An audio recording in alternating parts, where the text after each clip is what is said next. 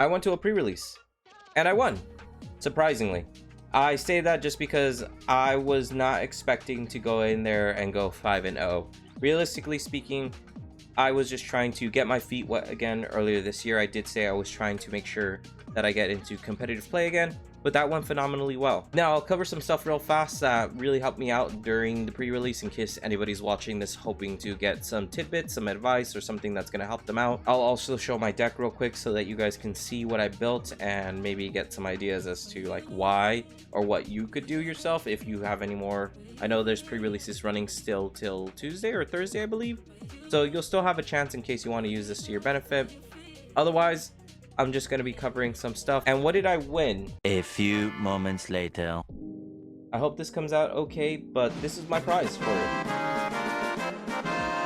Just really happy about that because I'm not sure what I'll do with it. I know normally I would, anytime I get like booster boxes or things at a decent price, I put it up on my website, but I kind of just feel like opening up this one, especially because I only have a one of, so it's not something that I'm anticipating to be able. I don't want to put it up on my site and then have people be like, damn dude, I thought I'd be able to buy more, it was only one, you know.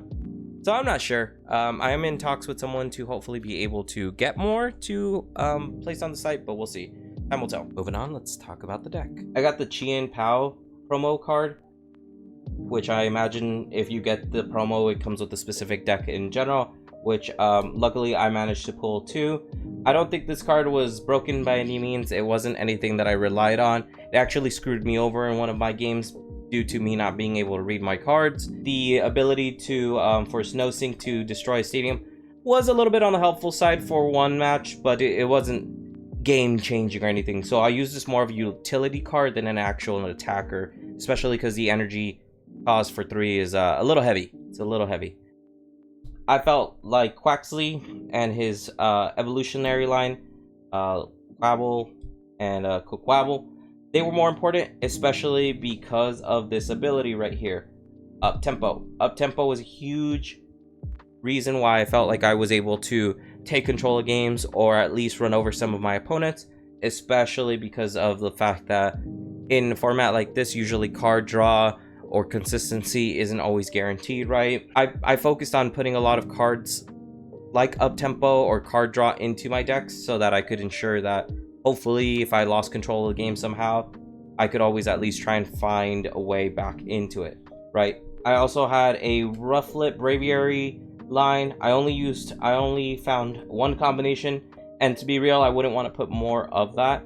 And I specifically put it in for Drag Off, which I was using hopefully to kind of be like a boss's orders for me in case I wasn't able to, in case maybe someone withdrew something that was already weakened.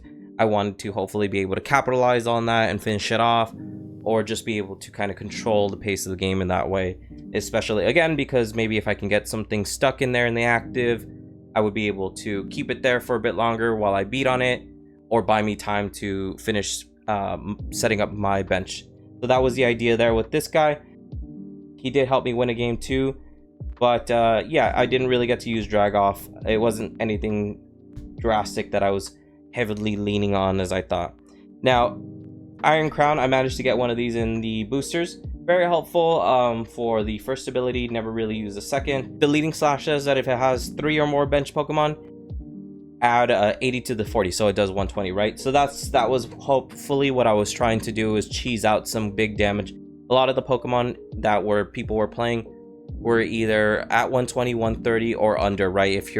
Especially if you could set up fast enough before people got their evolutionary lines on. That's what I was hoping to kind of capitalize with the leading slash.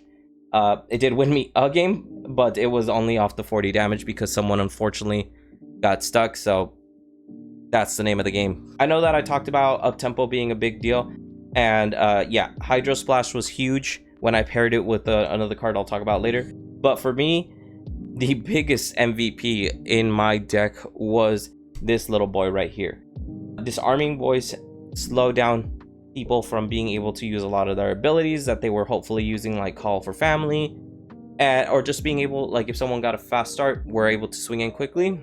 Disarming Voice saved me a lot. But not just Swablu, it's also the evolution that I got as well. Altaria was a game changer. My last game, he won me the whole tournament essentially because of his Cotton Wings ability, which pretty much says, you know, if you flip a coin, if you get heads, prevent all damage done to this Pokemon by attacks, right? And so people were trying to get around that by, say, confusing hit, or, you know, using confusion, or trying to get some ability onto it. But most of the time, nothing was really stopping that ability once. And if I got it once, it was enough to buy me time or just get a knockout before he got counter knocked out. So the tempo creation was insane based on that ability. I didn't always get heads, obviously I missed a couple, but overall, just using that, because that to me was a big deal in this format. I noticed that when you lose, once you start to fall behind, it's really hard to make a comeback unless you're able to have little tricks to kind of get your way back without hopefully trading down so much. So that was my way of being able to do it. Other cards that were in my deck were Rare Candy, so nothing insane there. Buddy Poffin, for anybody that knows. Standard deck, standard staple in decks. I had an Ultra Ball already in there. TM Evolution helped out one time, helped me get going. Dusk Ball, remember that this is the bottom 7 of your deck, not the top, so be careful about that. And then the last one that I got was a tool that was actually very useful. Vitality Band does 10 more damage to the active Pokemon that I was up against, that I'm swinging at. So when I would use Hydro Splash for 120, and then I'd catch someone off guard with 130, some people thought that they could get an extra turn to survive, but they'd end up knocked out and stuff like that. These were the supporters I had, which was Lacey, an Arvin, and a Drayton, which I mentioned that I focused on getting some card draw in here. So, you know, Drayton was the other card draw that I was able to pick up. I was using Dust Ball to help me get the cards that I needed as well. That's the deck in a whole. The energy is pretty basic. I primarily focused on water energy. I threw in some metal energy in there.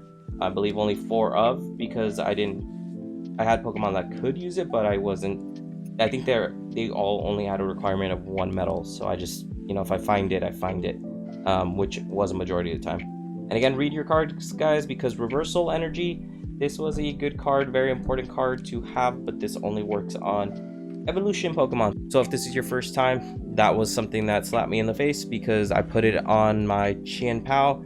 He is not an evolution Pokemon, so even though I was down, I ended up not being able to capitalize on the energy. And it was important that game. I was actually sweating it because it was my last game, and I thought that I could use Chien Pao to hopefully start putting a dent on their Pikachu EX. Yes, my last opponent got that new fancy Pikachu, but it turns out Reversal Energy doesn't work in your favor, which again, this is why Altaria was a big deal, because again, in multiple games, especially the last game, that Cotton Wings ability bought me a ton of time to continuously swing into a lot of his Pokemon. So when I knocked out that Pikachu EX, it was a huge swing in tempo, because now I went from being down in prize cards to being up 1, and just being able to take a Pikachu hit because of the whole Cotton Wings ability. So if you get him, I would recommend putting them in there. So something I'll mention is that I took out the whole electricity line that existed in the deck. I just kind of saw an opportunity to pivot, so I got rid of the Explorer's Guidance and the whole Magnemite Magneton line that existed as well, on top of the Tapu Koko that comes in there. I kind of just had this feeling that it would hurt my deck more to be spread between, hey, can we get aggressive attacks in, or am I ramping up my electric Pokemon, right? So which way am I going? And so I thought maybe that might be clunkier. Maybe it might spread my use of Rare Candies thinner. I didn't want to risk that, so I was like, let's go all in on the Quaxley line instead. Let's capitalize on that, and we have a couple of other strong swingers that I can use instead, that don't require as much setup, you know, just like, hey, Swablu becomes Altaria, you know, Swablu becoming Altaria that's quick, right? Rufflet becoming Bravery, that's quick. Iron Crown, that doesn't require anything, right? Because I was trying to capitalize on, you know, Pokemon that had abilities that just let me go after 2 energy, right? So that was the main idea there. And just to close this out, it was a good experience. I'm pretty sure I'll end up doing a standard tournament next. I'm not sure what I'll play. I'm always on Limitless. I'm always watching to see how the format's playing out. Even though I'm not playing, I just get curious, because one day I'm hoping that there's something that's going to stick out to me.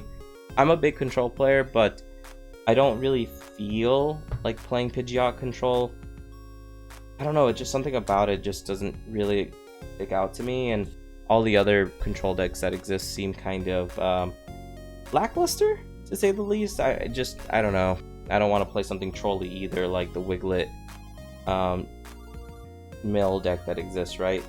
So it's just not for me. And for anybody else looking to do a pre-release, some other tips I'll give you is please, for the love of God, remember to set up your prize cards. I was very lucky that out of 5 that in 5 of my games, in all 5 of my games, I remember 3, and the 2 that I didn't, my opponents were very generous to call it out for me. Not report it. They were like, hey, don't forget to put up your prize cards. You know, they were all very nice, including my last opponent, who I'm pretty sure could have just taken the win off that because it is a loss. But the owner did know that it was my first time, so he did warn me like, hey, you know, we would have let it go, but just in case, so you know, in the future it is a loss. So do not forget to set your prize cards. 2, don't get stuck on your fancy cool Pokemon unless you just don't care about the results. Then, you know, do whatever you want. And I say that because I got a Hydreigon EX in one of my pulls, and I just thought, man, a reversal energy plus 1 other energy, and I could totally capitalize on, you know, Obsidian, or maybe I could just meld people out with Crashing Headbutt. I didn't want to be forced to hold a rare candy. I did find the Dano, so you know, that was like, oh, you know, this is great. You can just go ahead and rare candy straight into it. But now I'm forced to have multiple pieces, where sometimes I'm not even sure I'll get those multiple pieces, and I only had 1 Arbin to kind of help me really get that. So if I missed, it wasn't gonna work out for me, right? And that's why I say, you know, don't get stuck hoping that you'll be able to pull things off like this, because the Altaria was easy to pull off. 2 energy, not that difficult, with up tempo and just drawing cards every turn. Hopefully I was able to consistently get Con Wings off. I don't think I had any issues with energy, whereas in this, you know, that just the energy cost alone, if I don't have a reversal energy, is impossible for me to pull off, right? So I don't recommend that. I recommend card draw. There's a pretty common Snorlax that was showing up in a lot of people's decks, which is kind of nice because he has like a draw ability right here, Spike Draw. I thought that was a good play as well. I also don't recommend any of these other situational cards like the berries, right? You don't really need these too often, so don't get stuck playing those if you don't feel a need to. And then Quick Wit, you know, Quick Wit was fine, but healing Pokemon, unless in a format like this, it could be good, but sometimes you just risk not being, you know, if you need to play multiple supporters, that's where it kind of hurts you, right? So I wouldn't always recommend it, but you know, if you're in a full lightning deck or full electricity deck, then power to you. I think it could have worked out. As always, I recommend card draw. I think I've already said that multiple times. So you kind of, I don't know, I just think that's all I'd focus on, and thinning out your deck. But just be mindful because it is a 40 card deck. So I had one of my opponents mill themselves out, and then my last game, the Cotton Wings, they were already in a checkmate position, but they in an act of desperation, they did also draw way too many cards to try and get out of the position they were in, that they ended up leaving themselves with 1 card left. So it was either Cotton Wings was eventually going to knock them out, and even if they did, they had to win within 1 turn. I had more than enough time. So, you know, although I do say card draw is important, I also just recommend being mindful, right? Don't forget that you do have a deck of 40 cards and 4 prizes. You're only drawing 4 prizes. Don't overdo it. Lastly, the only other thing I'll mention is don't be afraid to read your opponent's cards. Ask I asked all my opponents what their cards did, and then I would still ask if I could see it anyways. Just because, for example, there was a Magneton that's in a lot of people's decks, and that Pokemon knocks itself out, gives them a lot of energy, but my opponent just failed to tell me that I get a prize card when they do that. And I'm not saying like they were intentional or, you know, they were trying to be dastardly or anything like that. It's just something to keep in mind so that, you know, you don't lose out on opportunities. If you lost the game and you were sitting on one prize, that could have been the prize that you were owed, right? And then also just for yourself, reading your cards is important, because Cotton Wings is a great ability, but I have to flip. And in one of my turns, I actually forgot to do the flip, and so my opponent was able to knock him out because I forgot to do the flip. Still won, but you know, it got a little shaky because I lost him. Anyways, guys, I know this is different. I usually like to talk about what's going on in the economy or with cards, things like that. I'll make another video soon. Just wanted to share my victory with you all, and hopefully if anybody's listening and wants some advice, card draw is important. Don't get stuck trying to pull off anything crazy, and read your cards as well as your opponent's cards if you're not sure what they do, even in the slightest. Good luck to anybody that's out there playing pre-releases. Have fun, and I hope that I'll see you guys for my next video. See you later.